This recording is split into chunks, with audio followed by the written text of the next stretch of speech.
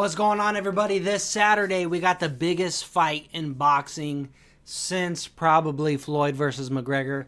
I don't know if I sound like a casual saying that, but I mean, am I wrong though?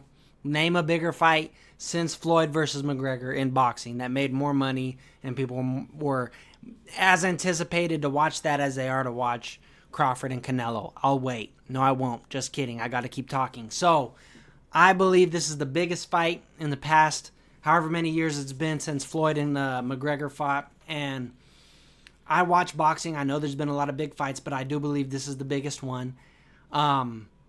It's going to be a very interesting fight because I think what's crazy is that a lot of people look at this and they go, damn, Crawford's going up to fight Canelo. Canelo's been fighting these big dudes these past, 5 years. Or, around there. Crawford, though, on paper, is a couple inches taller, or an inch taller, right? And he has a reach advantage. So, he's technically the bigger fighter. He might not look like the bigger fighter. He might not be like as wide as Canelo, right? We won't know until we see both of them in the ring. But I believe that's very interesting to me, right? That Canelo is actually going to be at a disadvantage with height and reach. And will that be a big factor in the fight? Well, we'll find out if Terence Crawford can implement his game plan and his offense, right? I've been seeing some people saying that Terence Crawford is a more skilled boxer than Canelo. I would argue that Canelo is, I would say, a fraction more skilled than Terence Crawford. Terence Crawford obviously can go in there and fight both ways, right? Orthodox southpaw. He could go there. He's got power in both hands. In terms of pure boxing, I think Canelo is a little more slick. I think he's a little more defensively sound. I think he's a little harder to hit. I think he hits. It's hard to say who hits harder because I don't know. This is the thing, right? Because it goes, you could say Terence Crawford hits harder, but he's fought 20 fights less than Canelo, and you could say, well, Canelo's had 60 fights and 24 of those are decisions. It's still around the same amount of knockouts, right?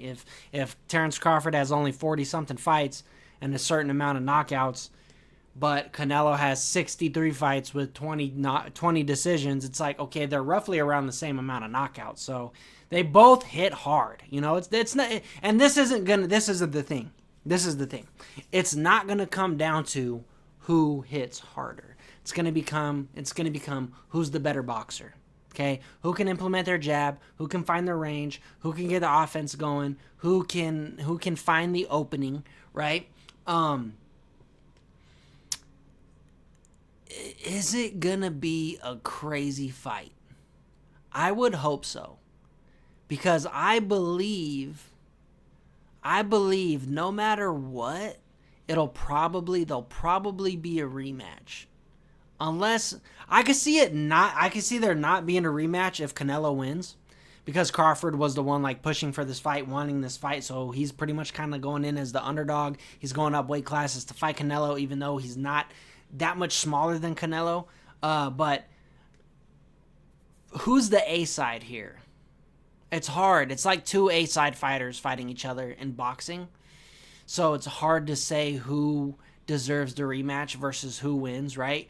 I do believe that if Crawford wins, there will 100% be a rematch. If it's a clean sweep, Canelo goes in there and fucks Crawford up, which I don't think is going to happen.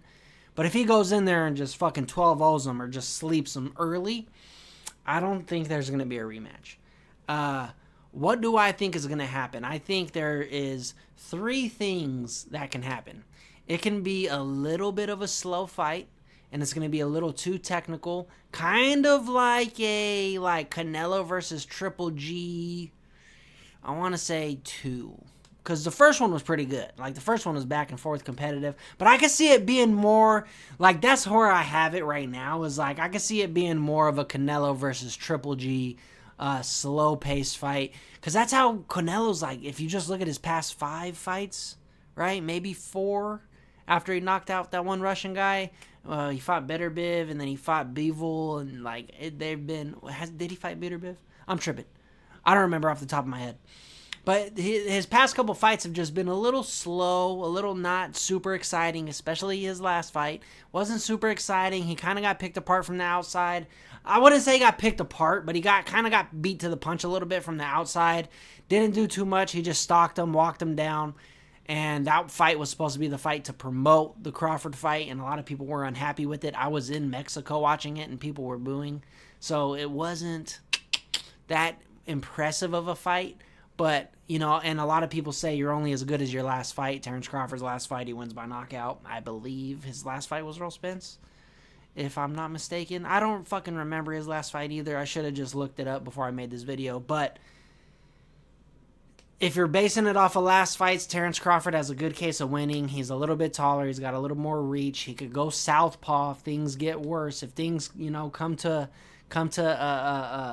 worse comes to worse, he could go southpaw, kind of mess with Canelo a little bit in there. He's not one of those guys who switch mid-round. Maybe he'll switch at the beginning of the round and then he'll stay in a predominant stance for most of the time. But he's not a guy who will... He's kind of like a guy who'll switch every round, but he doesn't switch mid-combo, mid-stance, not mid-stance, but mid-round, right? Like in between combos, and he doesn't go back to a stance after being in one stance for 30 seconds. He won't go back and switch, kind of like an MMA fighter would, right? And I feel like that would play a good thing if Terrence Crawford would do that a little bit more. I think it would help fucking mess with Canelo a little bit, but I do think switching the stances, showing him different looks each round, will halt Canelo up a little bit. I just believe in Canelo's defense. His head movement, his head rolling, I believe is better. It's going to be very interesting because it's hard for me to say that Canelo's going to overwhelm him, and it's hard for me to see Terrence Crawford overwhelming Canelo, because Canelo has been on par with bigger guys and having to adjust at that.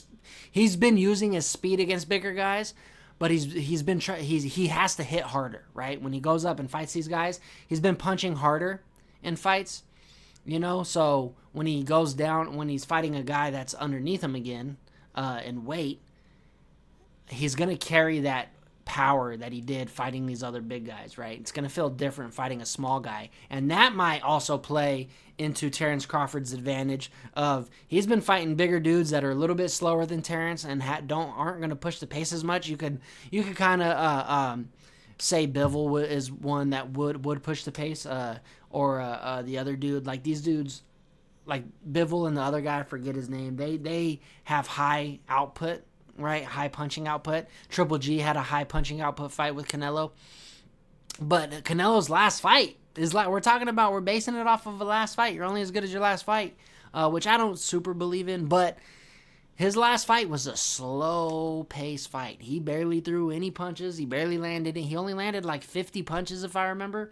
And that might play a dividend into this fight going in tomorrow with Terrence Crawford, because I think Terrence is, you have to bring the fight. If you want to win the fight, you got to bring the fight to Canelo. I hope Terrence goes in there and fights like there is no rematch. Like today, this right here, this fucking fight is the one that that defines the whole rivalry between me and Canelo. This is the only thing that's going to be said and done between us at the end of the day. I hope he doesn't go in there playing it safe, knowing, I just made a bag. They're going to give me another bag for the rematch.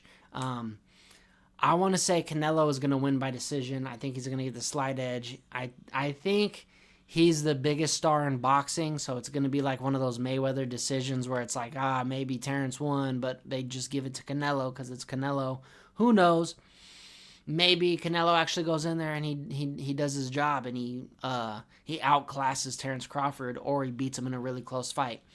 I'm excited tomorrow. I'm very curious about how this fight's going to go down. I hope Terrence brings the fight because he's the one that's been pushing for this fight. He's been calling for it.